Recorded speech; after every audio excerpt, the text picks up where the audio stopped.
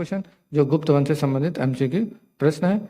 ये वीडियो का छठा पार्ट है। पहला, दूसरा, तीसरा, चौथा और पांचवा पार्ट अपलोड हो चुका है। अगर आप चैनल पर नए हैं तो चैनल को लाइक, सब्सक्राइब, शेयर जरूर करें। तो चलिए क्वेश्चन की ओर आगे बढ़ते हैं। पहला क्वेश्चन है, अद्वैत दर्शन के संस्थापक हैं शंकराचार्य, रामानुजाचार्य, महात्मा बुद्ध, मध्वाचार्य, इनमें से कोई नहीं। तो अद्वैत दर्शन के संस्थापक कौन है? तो इस प्रश्न का जो सही उत्तर है वो option number A is right. Advaita दर्शन के संस्थापक शंकराचार्य है। अब यहाँ पे जो इंपॉर्टेंट क्वेश्चन याद रखना है जो एग्जाम में पूछे जाते हैं, गुप्त साम्राज्य का उदय, गुप्त साम्राज्य का उदय तीसरी शताब्दी के अंत में, तीसरी शताब्दी के अंत में, गुप्त साम्राज्य का उदय तीसरी शताब्दी के अंत में प्रयाग के निकट कौशाम्बी में हुआ। प्रयाग के निकट कौशाम्बी में हुआ, इस चीज को आप याद रखेंगे। और यहाँ पर गुप्त वंश का संस्थापक कौन था? जल्दी से इसका आंसर बताइए। तो गुप्त वंश के जो संस्थापक थे वो कौन थे? तो याद रखना है श्री गुप्त। कौन थे? श्री गुप्त, जो एग्जाम में कई बार पूछा जा चुका है। इनका जो कार्यकाल है वो 240 से 280 ईस्वी था। तो इसका कार्यकाल भी याद रखना। नेक्स्ट क्वेश्चन है, शंकर के दर्शन को कहा जाता है एकतावाद, समग्र एकतावाद, द्वैतवाद, अद्वैतवाद। तो ये 2019 में क्वेश्चन आया हुआ है, बड़े लेवल का क्वेश्चन है। तो इस प्रश्न का जो क्वेश्चन है, आंसर है वो option number D is right, Advaitavad. अब यहाँ पे जो इंपॉर्टेंट क्वेश्चन याद रखना है कि श्री गुप्त का उत्तराधिकारी कौन था? श्री गुप्त का उत्तराधिकारी, जल्दी से इसका आंसर बताइए। श्री गुप्त का उत्तराधिकारी कौन था? ये एग्जाम में अलग से क्वेश्चन पूछा जाता है। तो याद रखना है घटोत्कच, जो 280 से 320 ईस्वी में हुआ। और यहाँ पर गुप्त वंश का प्रथम महान सम्राट चंद्रगुप्त प्रथम था। कौन था? चंद्रगुप्त प्रथम था। जो यह चंद्रगुप्त प्रथम 320 ईस्वी में गद्दी पर बैठता है। 320 ईस्वी में गद्दी पर बैठता है, इस चीज को आप याद रखेंगे। और ये भी याद रखना है कि गुप्त संवत 319 से 320 ईस्वी तक था। गुप्त संवत की जो शुरुआत थी ये किसने की थी? तो गुप्त संवत की जो शुरुआत है ये चंद्रगुप्त प्रथम ने की थी। नेक्स्ट क्वेश्चन है, प्रछन्न बौद्ध किसे कहा जाता है? शंकर, कपिल, पतंजलि, रामानुज। ये छत्तीसगढ़ 2009 में पूछा गया प्रश्न है। तो इस प्रश्न का जो सही आंसर है वो option number A is right, Shankar. Next question है, निम्नलिखित में से अद्वैत वेदांत के अनुसार किसके द्वारा मुक्ति प्राप्त की जा सकती है? ज्ञान, भक्ति, कर्म, योग, इनमें से कोई नहीं। तो इस प्रश्न का जो सही उत्तर है option number A is right, ज्ञान। अब यहाँ पे जो इंपॉर्टेंट क्वेश्चन आपको याद रखना है जो एग्जाम में अक्सर पूछे जाते हैं कि समुद्रगुप्त का दरबारी कौन था? तो आपको याद रखना है कवि हरिसेन। कौन था? कवि हरिसेन। एग्जाम में पूछा जाता है समुद्रगुप्त का दरबारी कौन था? कवि हरिसेन था, जिसने इलाहाबाद, यहाँ पे गलत टाइप हो रहा है तो आप देख लीजिएगा, इलाहाबाद प्रशस्ति लेख की रचना की। प्रशस्ति लेख की रचना की। और ये भी ध्यान रखना है कि समुद्रगुप्त किसका उपासक था? समुद्रगुप्त किसका उपासक था? तो जल्दी से आंसर बताइए। तो ये विष्णु का उपासक था। समुद्रगुप्त विष्णु का उपासक था। और यहाँ पे ये भी ध्यान देना है कि समुद्रगुप्त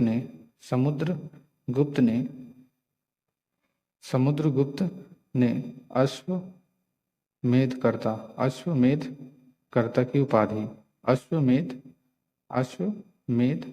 कर्ता की उपाधि धारण की, कर्ता की उपाधि, अश्वमेध कर्ता की उपाधि धारण की। इस चीज को आप याद रखिएगा। और नेक्स्ट क्वेश्चन है, विशिष्ट अद्वैत सिद्धांत के संस्थापक कौन थे? रामानुजाचार्य, वल्लभाचार्य, माधवाचार्य, श्रीकंठाचार्य। ये 2021 का प्रश्न है। तो इस प्रश्न का जो सही उत्तर है वो option number A is right, Ramanujacharya. अब यहाँ पे जो इम्पोर्टेंट क्वेश्चन है वो है कि समुद्रगुप्त संगीत प्रेमी था।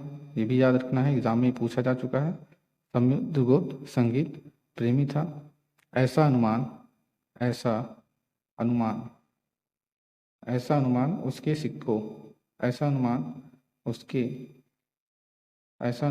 उसके सिक्कों पर उसे वीणा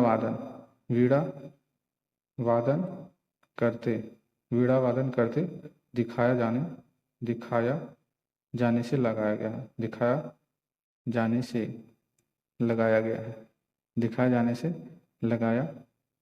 गया है।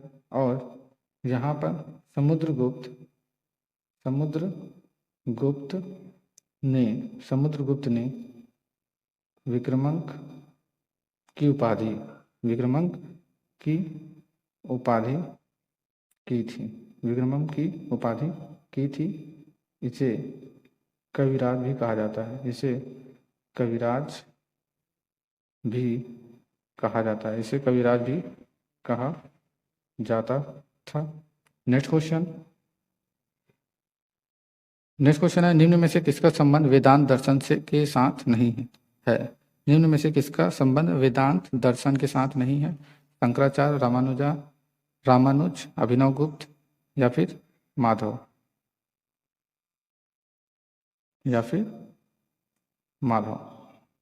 तो इस प्रश्न का सही उत्तर क्या होगा? तो इस प्रश्न का जो सही उत्तर है option number B is right, Abhinavagupta. अब यहाँ पे जो इम्पोर्टेंट क्वेश्चन आपको याद रखना है कि समुद्रगुप्त का उत्तराधिकारी कौन था? समुद्रगुप्त का उत्तराधिकारी, जल्दी से आंसर बताइए। समुद्रगुप्त का उत्तराधिकारी कौन था? तो आपको याद रखना है चंद्रगुप्त द्वितीय। कौन था? चंद्रगुप्त द्वितीय था, जिसने 380 ईस्वी में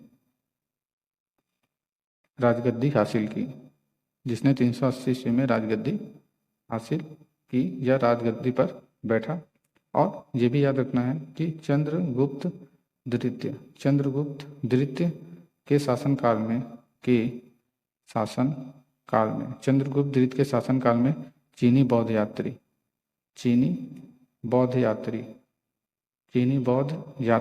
कौन था? जल्दी से नाम बताइए उसका। चीनी बौद्ध यात्री फाहियान भारत आया था। और शंकों पर विजय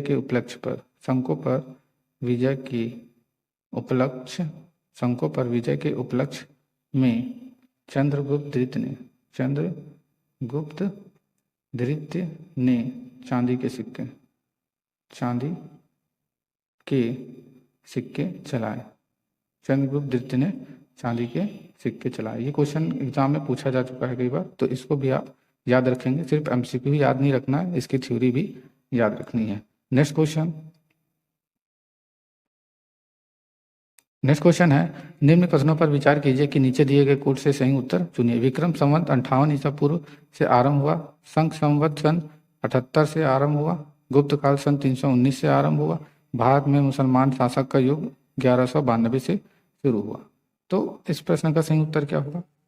तो इस प्रश्न का जो सही उत्तर है वो पहला, दूसरा, तीसरा और चौथा, ये सारे जो स्टेटमेंट है ये बिल्कुल सही है। तो इसमें सही उत्तर क्या होगा? तो 1, 2, 3, 4 यानी कि सभी यहाँ पे सही है। और यहाँ पे जो इम्पोर्टेंट क्वेश्चन याद रखना है, चंद्रगुप्त, इम्पोर्टेंट क्वेश्चन, चंद्रगुप्त द्वितीय का उत्तराधिकारी कौन था? तो जल्दी से बताइए। उत्तराधिकारी चंद्रगुप्त द्वितीय का उत्तराधिकारी कौन था? तो आपको याद रखना है कुमार गुप्त। कौन था? कुमार गुप्त प्रथम, या फिर इसको गोविंद, या फिर इसको गोविंद गुप्त के नाम से भी जाना जाता है, जिनका कार्यकाल 415 ईस्वी से 454 ईस्वी तक हुआ। 454 ईस्वी में हुआ। और यहाँ पर नालंदा, नालंदा गलत हो गया यहाँ पे, नालंदा विश्वविद्यालय, नालंदा विश्वविद्यालय की स्थापना किसने की थी? तो जल्दी से बताइए, नालंदा विश्वविद्यालय की स्थापना की किसने की थी? तो आपको याद रखना है कुमार गुप्त ने की थी, कुमार गुप्त ने की थी।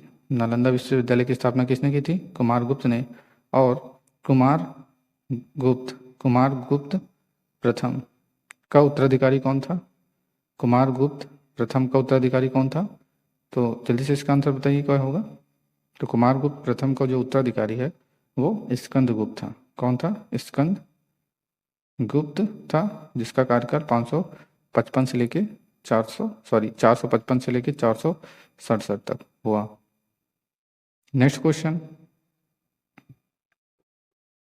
क्वेश्चन है पुलकेशिन प्रथम का बादामी शिलालेख शक वर्ष 465 का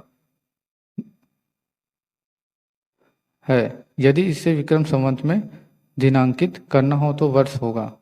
यहाँ पे ये दिनांकित लिखा हुआ है। पुलकेशिन प्रथम का बादामी शिलालेख शक वर्ष 465 का दिनांकित है। यदि इसे विक्रम संवत में दिनांकित करना है तो वर्ष कितना होगा? तो इस प्रश्न का जो सही उत्तर होगा वो option number A is right, 601। अब यहाँ पे याद रखना है कि स्कंद गुप्त ने गिरनार पर्वत पर स्थित सुदर्शन झील का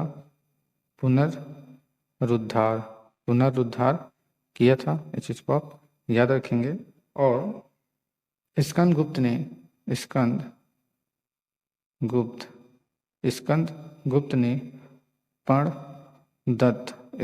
ने प्रणदत्त को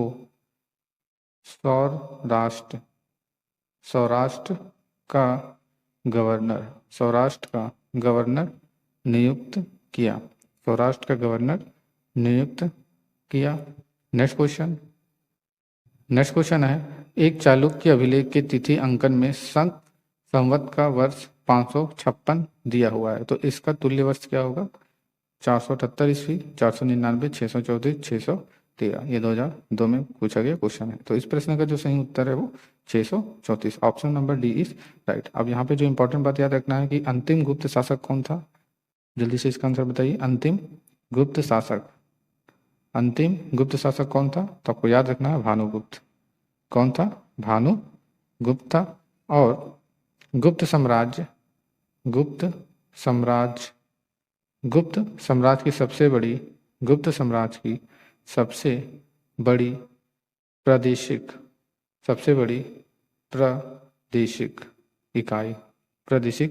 इकाई क्या थी? तो आपको याद रखना है देश थी। प्रादेशिक इकाई क्या थी? देश थी, जिसके शासक को क्या कहा जाता था? जिसके शासक को गुप्ता कहा जाता था। इस चीज को आप याद रखेंगे। नेक्स्ट क्वेश्चन है पुराणों के अनुसार चंद्रवंशी शासकों का मूल स्थान था काशी, प्रतिष्ठानपुर, अयोध्या, श्रावस्ती। ये 2009 का प्रश्न है। तो इस प्रश्न का जो सही उत्तर है वो option number C is right, Pratishthapur. अब यहाँ पे याद रखना कि गुप्त काल में भू राजस्व का कुल उत्पादन का 1/4 भाग से 1/6 भाग हुआ करता था। 1/6 भाग हुआ करता था। इस चीज को आप याद रखेंगे। नेक्स्ट क्वेश्चन, नेक्स्ट क्वेश्चन है मौखरी शासकों की राजधानी थी थानेश्वर, कन्नौज, पुरुषपुर, उपरोक्त में से कोई नहीं। तो इस प्रश्न का जो सही उत्तर है option number B is right, Kannauj. अब यहाँ पे जो इम्पोर्टेंट क्वेश्चन है वो इस काल में यानी गुप्त काल में, गुप्त काल में सिंचाई, गुप्त काल में सिंचाई के लिए किसका प्रयोग किया जाता था? सिंचाई के लिए किसका प्रयोग किया जाता था? आपको याद रखना रहट, रहट या फिर घंटी यंत्र का प्रयोग किया जाता था। रहट या फिर घंटी यंत्र का प्रयोग किया जाता था। तो ये क्वेश्चन भी एग्जाम में पूछा जा चुका है, लेकिन ये एमसीक्यू में नहीं बना हुआ है। और ये भी याद रखना है कि गुप्त काल में उज्जैन, गुप्त काल में उज्जैन सर्वाधिक, गुप्त काल में उज्जैन सर्वाधिक महत्वपूर्ण व्यापारिक केंद्र था, व्यापारिक केंद्र था। नेक्स्ट क्वेश्चन है गुप्त वंश के पतन से लेकर आरंभिक 7वीं शताब्दी में हर्षवर्धन के उत्थान तक उत्तर भारत में निम्नलिखित में से किन राज्यों का शासन था? तो यहाँ पे आपको बताना है कि मगध के गुप्त, मालवा के परमार, थानेश्वर के पुष्यभूत, कन्नौज के मौखीर, पांचवा है देवगिरी के यादव, वल्लभी के मैत्रक।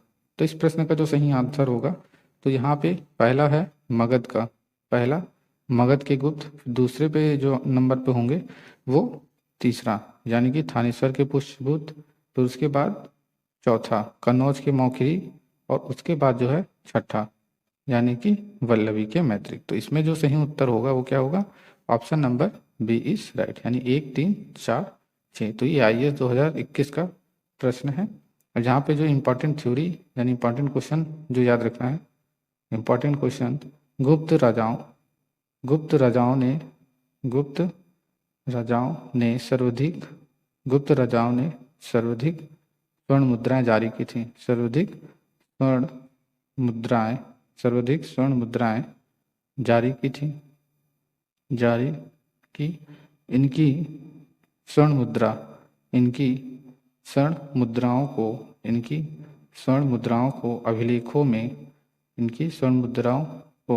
अभिलेखों में क्या कहा गया है? तो अभिलेखों में दिनार कहा गया है। क्या कहा गया है? दिनार कहा गया है। इस चीज को आप याद रखेंगे। और यह भी याद रखना है कि कायस्थों का सर्वप्रथम वर्णन किसमें है? तो याद रखना है याज्ञवल्क्य स्मृति में मिलता है, याज्ञवल्क्य स्मृति में मिलता है।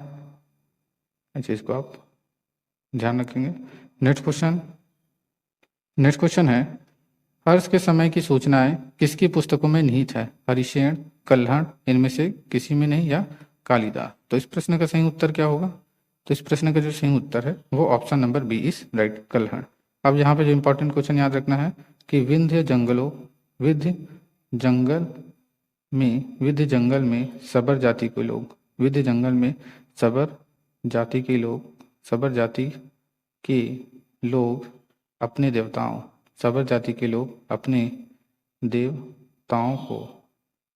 देवताओं को मनुष्य का मांस चढ़ाते थे, मनुष्य का मांस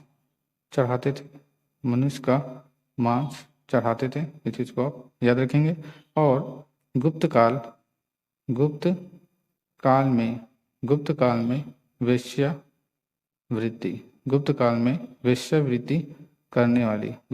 वेश्यावृत्ति करने वाली महिलाओं को क्या कहा जाता था? गणिका कहा जाता था। क्या कहा जाता था? गणिका कहा जाता था। और वृद्ध वेश्याओं को क्या कहा जाता था? कुटनी। वृद्ध वेश्याओं को कुटनी कहा जाता था। इस चीज को आप याद रखेंगे। नेक्स्ट क्वेश्चन है हर्षचरित नामक पुस्तक किसने लिखी है? आर्यभट्ट ने, बाणभट्ट ने, परिमल गुप्त, विष्णुगुप्त। ये 2005 का प्रश्न है। तो इस प्रश्न का जो सही उत्तर है वो क्या है? Option number B is right, Banabhatta.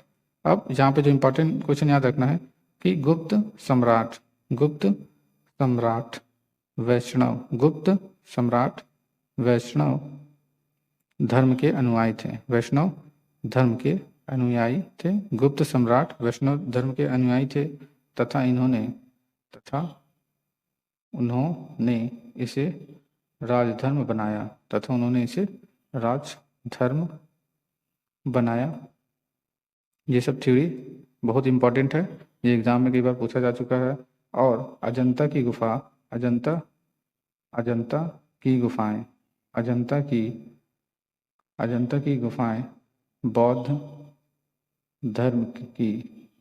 गुफाएं बौद्ध धर्म की महायान